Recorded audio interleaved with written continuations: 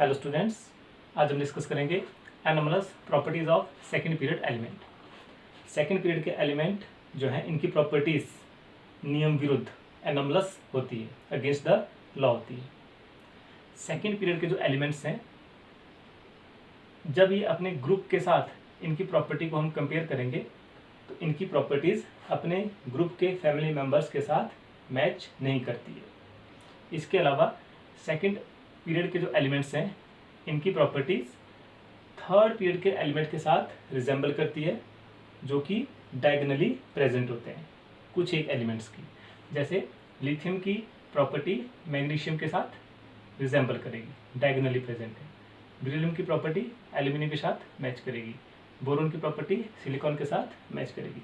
तो इसको हम डायगोनल रिलेशनशिप बोलते हैं। The properties of second period element resembles with third period elements which are present diagonally. This is known as diagonal relationship.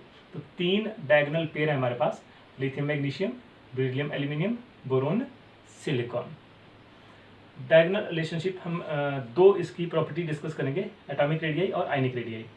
Lithium की atomic radii है 152 picometre और magnesium की atomic radii 160 picometre. तो दोनों की atomic radii almost similar है। इसी तरह से लिथियम प्लस की आयनिक रेडियाई है 76 पिकोमीटर, मैग्नीशियम 2 प्लस की आयनिक रेडियाई है 72 पिकोमीटर। तो दोनों की आयनिक रेडियाई भी ऑलमोस्ट सेम है। इसी तरह से इनकी और प्रॉपर्टीज भी ऑलमोस्ट सेम होती है। तो इसको हम बोलते हैं डायगोनल रिलेशनशिप। इसके साथ हमने बोला कि अपने ग्रुप में जो फर्स्ट एलिमेंट है इनकी प्रॉपर्टी अपने फैमिली मेम्बर के मेंबर्स जो हैं, अपने ग्रुप के जो दूसरे मेंबर्स हैं उनके साथ मैच नहीं करती है। तो ये भी अनोमलस बिहेवियर शो करते हैं। तो इसका मेन कारण क्या है? पहला रीज़न है small size of element of first element of the group and also small size of its ion. Group का जो पहला मेंबर है इनका एटॉमिक साइज और आयनिक साइज दोनों स्मॉल होते हैं as compare to the other members of the group. और दूसरा इसका कारण है large charge upon radius ratio. Third, high electronegativity and fourth is non availability of d orbitals in their valence shell. जो first member है group का उसके पास D orbitals नहीं होते हैं, जिसकी वजह से इनकी प्रॉपर्टीज चेंज हो जाती है। कौन कौन सी प्रॉपर्टीज इनकी चेंज हो जाएगी? सबसे पहले है इसका size, small size. First member जो है ग्रुप का उसका स्मॉल साइज होगा। डाउनवर्ड जब चलेंगे ग्रुप में तो एटॉमिक साइज इंक्रीज करेगा। जब साइज स्मॉल होगा तो उससे कहाँ पे अफेक्ट होगा? कौन सी प्रॉपर्टी अफेक्ट होगी? Ionisation enthalpy. फर्स्ट मेंबर की आयनेशन एंथैल्पी लार्ज होगी और डाउन द ग्रुप आएंगे तो आयनेशन एंथैल्पी डिक्रीज होती रहेगी। आल्सो जो फर्स्ट मेंबर है उनकी जो नेगेटिव इलेक्ट्रॉन गेन एंथैल्पी है वो कम होती है as compare to the second member. जैसे हमने फ्लोरीन और क्लोरीन के केस में देखा है, फ्लोरीन की नेगेटिव इलेक्ट्रॉन गेन एंथैल्पी कम है एज कम्पेयर टू क्लोरीन। क्यों कम है? क्योंकि फ्लोरीन का साइज स्मॉल है और क्लोरीन का साइज लार्ज है।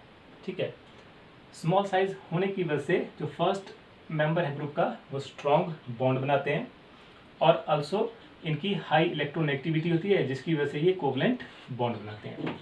जैसे लिथियम और बेरिलियम ये कोवलेंट बॉन्ड बनाएंगे, लेकिन इनके जो फैमिली मेंबर्स हैं सोडियम और मैग्नीशियम और दूसरे जो फैमिली मेंबर्स हैं लिथियम और बेरिलियम के, ये आयनिक बॉन्ड बनाते हैं। ठीक है, जो फर्स्ट मेंबर है ग्रुप का इनके पास डी ऑर्बिटल नहीं होता, non availability of d orbitals, जिसकी वजह से ये अपने ऑक्टेट को एक्सटेंड नहीं कर सकते। कौन? First member.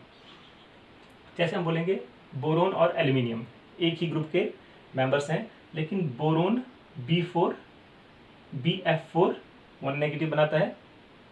बोरोन जो है 4 फ्लोरीन के साथ बॉन्ड बना रहा है, एक बॉन्ड में 2 इलेक्ट्रॉन होते हैं। तो इस आयन में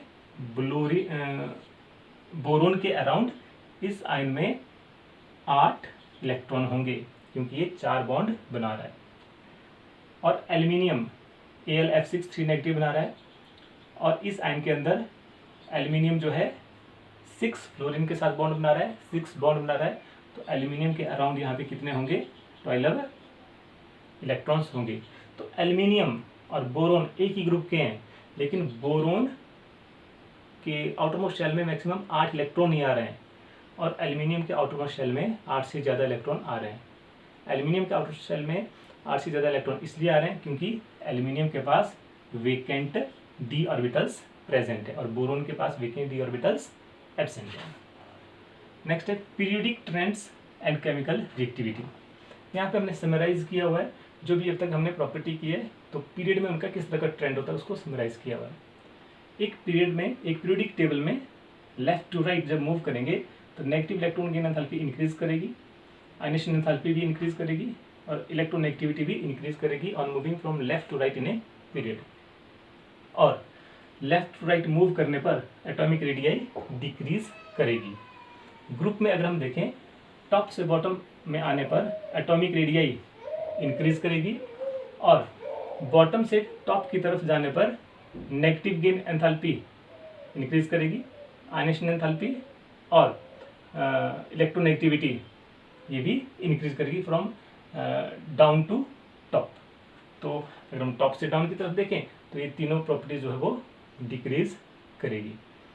लेफ्ट टू राइट मूव करने पर मेटालिक करैक्टर डिक्रीज करता है और नॉन मेटालिक करैक्टर इंक्रीज करता है on moving from left to right in a periodic table. किसी भी पीरियड में लेफ्ट टू राइट मूव करेंगे तो मेटालिक करैक्टर डिक्रीज करेगा, नॉन मेटालिक करैक्टर इंक्रीज करेगा।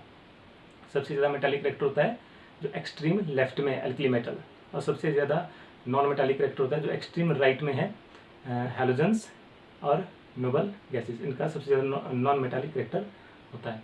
ठीक है, तो जो इलेक्ट्रोपॉजिटिव मेटल्स हैं या जो एलिमेंट्स है वो एक्सट्रीम लेफ्ट में होते हैं।